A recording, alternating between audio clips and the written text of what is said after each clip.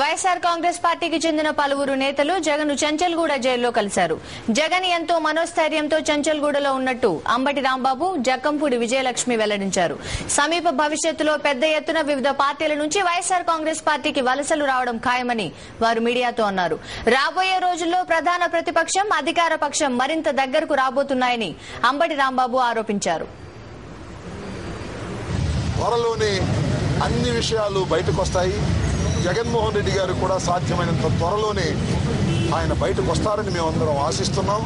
జగన్మోహన్ రెడ్డి గారి మీద చేసినటువంటి ఆరోపణలన్నీ కూడా పటాపంచలవుతాయి. కడిగిన ముత్యంలాగా బయటకు వస్తాడు.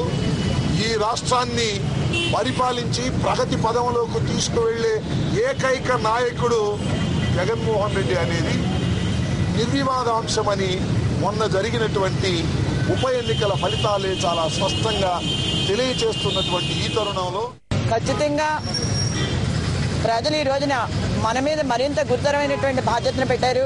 ఈ రాష్ట్రంలో ప్రజలు వైఎస్ఆర్సీపీ పార్టీయే శరణ్యం అని భావిస్తున్నారు. కాబట్టి ప్రజల మధ్యకు వెళ్లి మరింత ప్రజా సమస్యల్లో మమేకమై పనిచేయవలసిందిగా ఆయన సూచనలు ఇవ్వడం జరిగింది.